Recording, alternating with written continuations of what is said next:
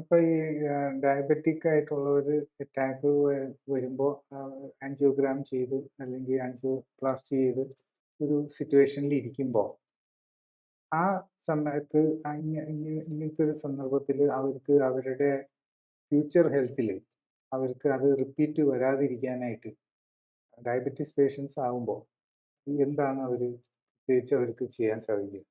നമ്മൾ ഈ ഞാൻ പല രീതിയിലുള്ള പേഷ്യൻസിനെ കാണാറുണ്ട്. ജസ്റ്റ് ഡയബറ്റീസും ഹൈപ്പർ ടെൻഷനോ അല്ലെങ്കിൽ ഏതെങ്കിലും ഡയബറ്റീസ് മാത്രമുള്ളത് കറക്റ്റ് ചെയ്യാൻ വരാറുണ്ട്. ചിലർ പല പ്രാവശ്യം സ്റ്റെൻറ്റ് ഇട്ട് ബൈപ്പാസ് ചെയ്ത് കഴിഞ്ഞിട്ടുള്ള ആൾക്കാരും വരാറുണ്ട്. അപ്പം ഞാൻ അതിനകത്തൊരു എക്സാമ്പിൾ പറയാം.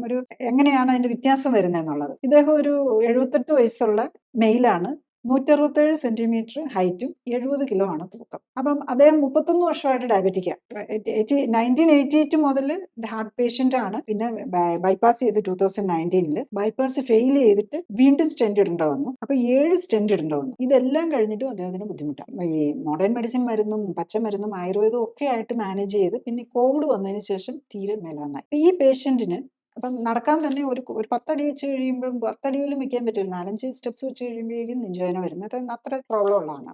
അപ്പം ഇദ്ദേഹത്തിൻ്റെതാണേലും ഇതിന് ഡയബറ്റീസിന് വേണ്ടി ഇൻസുലിൻ എടുക്കുന്നുണ്ട്, മൾട്ടിപ്പിൾ മരുന്നുകളുണ്ട്. അപ്പം ഇതിലൊക്കെ ഈ ഇദ്ദേഹത്തിൻ്റെ മരുന്നുകളെല്ലാം തന്നെ നമ്മൾ ഒരു 3 months ആയപ്പോൾ ഡയബറ്റീസിൻ്റെ തുടക്കം തന്നെ നിർത്തി. ഇദ്ദേഹമൊക്കെ ഇത്രയും ഡയബറ്റിക് വർഷങ്ങളായിട്ട് ഡയബറ്റീസും ഇൻസുലിനും എല്ലാം എടുത്തുകൊണ്ടിരുന്ന ഇൻസുലിൻ പാൻക്രിയാസിൻ്റെ റിസർവ് വളരെ ലോ ആണ്.